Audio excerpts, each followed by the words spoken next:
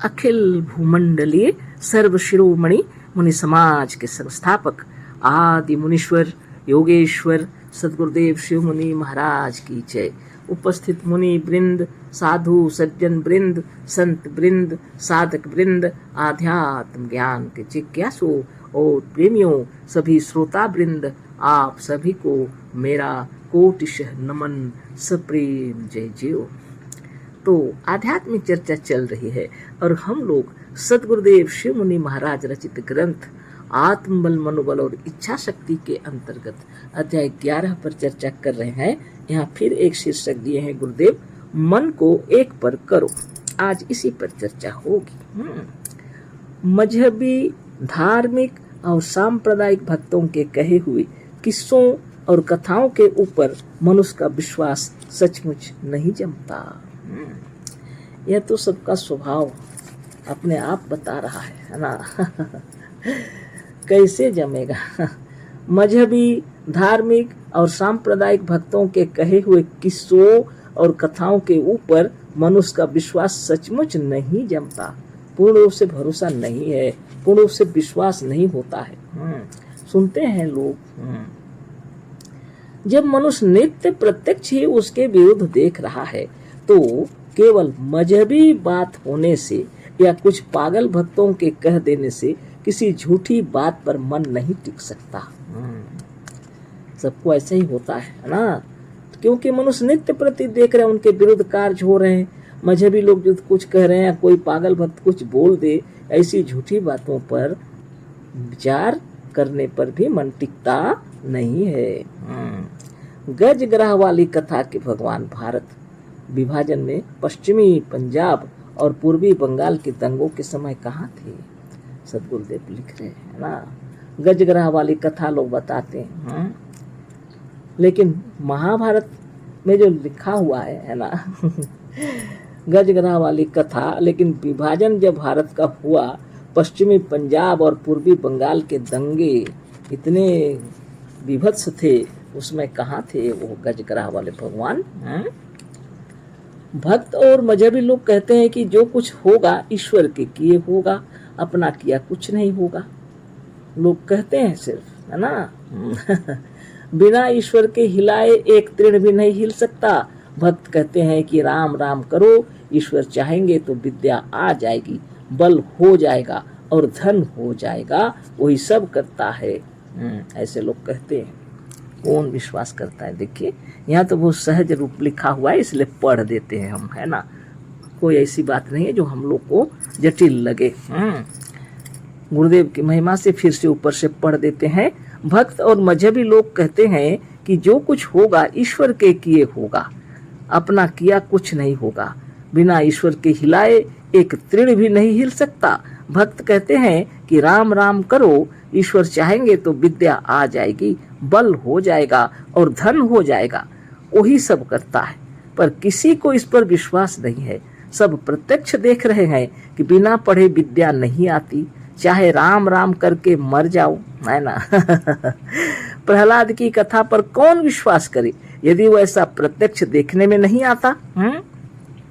बिना व्यायाम किए कोई अखाड़े के किनारे बैठकर राम राम करके पहलवान नहीं हुआ। कोई कमाए बिना धनी नहीं हो सकता। अधिक राम राम करने वाले तो भिखमंगे ही देखे जाते हैं। यही कारण है कि भक्तों के हजार कहने पर भी लोग राम राम कहना छोड़कर अपने अपने काम में लगे हुए हैं। कोई किसी दूसरे का काम नहीं कर सकता यदि वह अपना काम स्वयं करे। किस्सा है कि एक भक्त सिपाही अपने काम पर नहीं गया तो उसके बदले भगवान उसकी जगह पर काम करते थे और पहरा देते थे। ये सब किस्सा बताते हैं लोग, पर भक्तों के इस झूठे किस्से पर किसी को विश्वास नहीं है। सब राम को छोड़कर कारखानों और मिलों का भोंपा बजते ही अपने अपने काम पर सवेरे ही सवेरे चले जाते हैं। क्लर्क, बाबू, महाजन और व्यापारी सब अपने अपने काम पर चले जा रहे हैं। एकाध दिन बैठकर भक्त लोगों ने परीक्षा कर ली है। जब उनका काम भगवान ने नहीं किया तो विवश होकर स्वयं कर रहे हैं, है ना।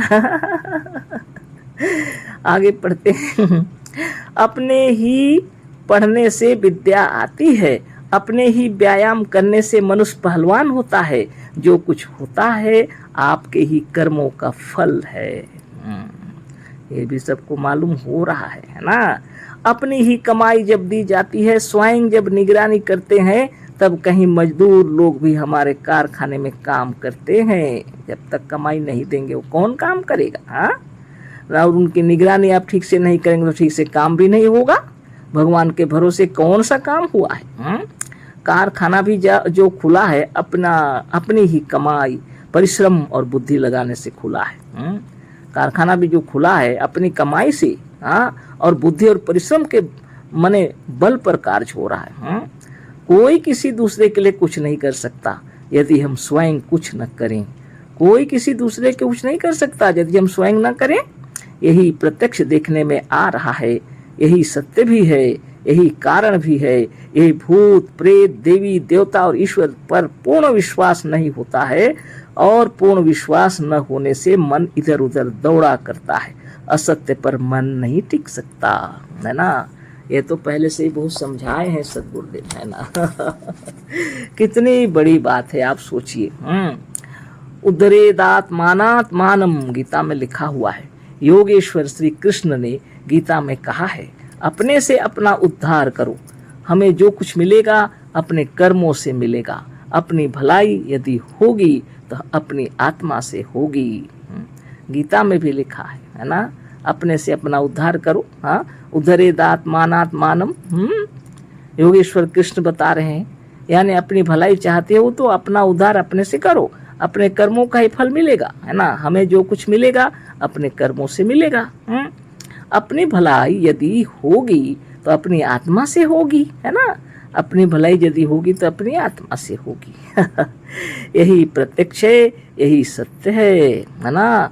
और सब प्राणियों का प्राकृतिक अनुभव भी यही है। अतः यदि मन एकाग्र होगा तो आत्मा को पाकर ही एकाग्र होगा।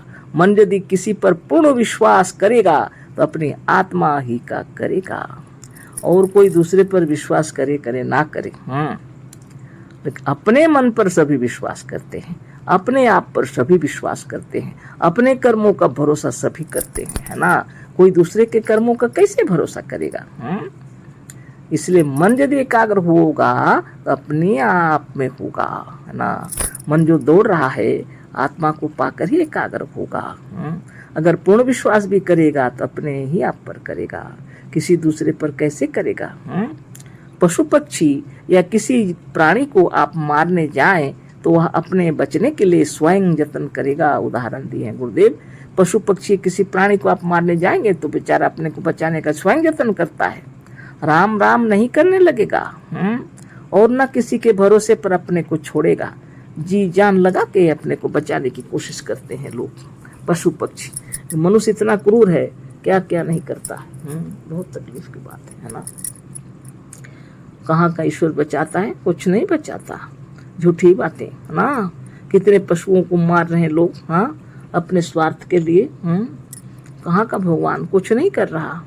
बेचारे पशु पक्षी कितने निरीह पशु पक्षी हो जाते हैं।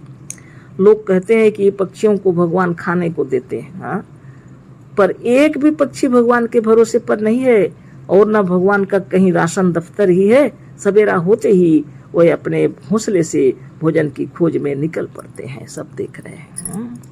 गुरुदेव कह रहे हैं एक भी पक्षी भगवान के भरोसे पर नहीं है, और न भगवान का कहीं राशन दफ्तर ही है।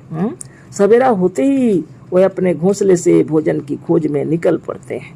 संसार का कोई जीव जंतु, पशु और पक्षी ईश्वर को नहीं मानता। वो जानता ही नहीं है, मानेगा क्या, है ना। ईश्वर की कल्पना ही नहीं किया है, वो अपने ऊपर भरोसा करता है। जितने जीव जंतु पशु पक्षी हैं सब अपने काम करते हैं। ईश्वर केवल कुछ मनुष्यों की कल्पना है। ईश्वर केवल कुछ मनुष्यों की कल्पना है, और पाले हुए पशुओं को सिखा दिया है दंडवत करने, प्रणाम करने, सब तरह का सिखा दिए, भगवान का पूजा करने। वो सबको देख देख के कुछ लोग करते हैं, ये सब गलत बात है ना। ईश्वर का भरोसा छोड़कर प्राणी मात्र, सारा संसार, यहाँ तक कि मनुष्य भी अपना भरोसा करता है और राम को छोड़कर इधर उधर दौड़ा करता है। हाँ, एक पर नहीं है, दुविधा में है। मन तो एक जगह टिकता नहीं, दुविधा में रहता है।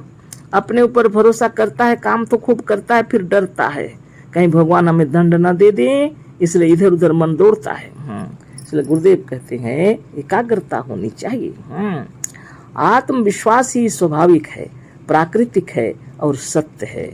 आत्मविश्वास ही स्वाभाविक है, प्राकृतिक है और सत्य है।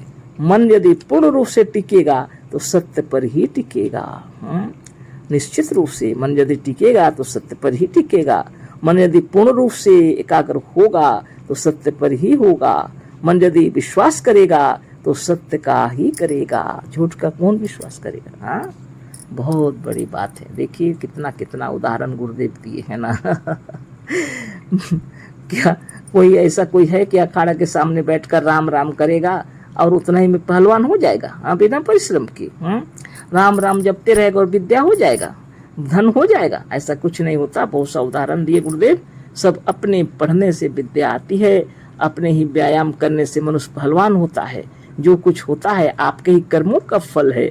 अपनी ही कमाई जब दी जाती है, स्वयं जब निगरानी करते हैं तब कहीं मजदूर लोग भी हमारे कारखाने में काम करते हैं। खेती बाड़ी हो, कारखाना हो, बिजनेस हो, घर द्वार बनाना हो, कहीं कुछ काम करना हो, जो भी काम करना हो, अकेले नहीं होता तो मजदूर लगाएंगे तो आपको पैसा देना पड़ेगा। बिना कमाई का कौन करेगा? और आप अपनी कमाई देंगे तब काम होगा। कहाँ का ईश्वर काम कर देता है? कुछ नहीं, है ना। लोगों को झूठी धकोसला में रखे हुए हैं।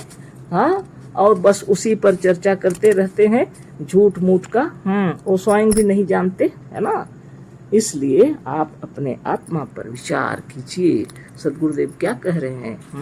इसमें शीर्षक ही दिए है, मन को एक पर करो, है ना। मन को एकाग्र करो, बिल्कुल ध्यान मगन होकर नित्य दिन सुबह सवेरे जग जाना चाहिए। सोच से निवृत्त होकर के एकाग्र चित्त से प्रणव और शुभ भावना के बाद चक्रभेदन सब कर लेना चाहिए और फिर मंत्रों का उच्चारण करते हुए ध्यान मगन हो जाना चाहिए, है ना। फिर उसके बाद सब शुभ कामनाओं के साथ आशीर्वाद लेकर के अपनी आत्मा से और आशीर्वाद प्रकाश कर देना चाहिए चारों तरफ भी, और काम में लग जाना चाहिए। क्या दूसरे कोई कर देंगे? कोई नहीं करेंगे। अपने घर द्वार का देखभाल आपको स्वयं करना है। अपने माता पिता, भाई बहन, अपने बच्चों को देखभाल करना पड़ता है। अड़ोसी पड़ोसी, मित्र बंधु बांधव जो हैं उनसे अच्छा व्यवहार करना पड़ता है। कोई आपके बदले कुछ काम नहीं कर देगा। इसलिए शरीर को स्वस्थ और निर्मल बनाने के लिए नित्य दिन योगाभ्यास करना चाहिए, है ना। कर्म क्षेत्र में उतरना होगा तो शरीर स्वस्थ रहना चाहिए, मन प्रफुल्लित रहना चाहिए, तब जाके आप काम कर सकते हैं उत्साह से, है ना। इसीलिए एकाग्र चित्त से ध्यान करके काम कीजिए। कहीं का देवी देवता ना ईश्वर प्रेत भूत प्रेत कुछ काम के नहीं है, ईश्वर भी नहीं, कुछ भी नहीं, सब अपने आत्मविश्वास से काम कीजिए, है ना। तो बहुत बड़ी बात है। तो यह समय हो गया, अगले फिर बाद में अगले चर्चा होगी। अशेष धन्यवाद, कोटिशः नमन, सप्रेम जय जीव। सदगुरुदेव शिव मुनि महाराज की जय।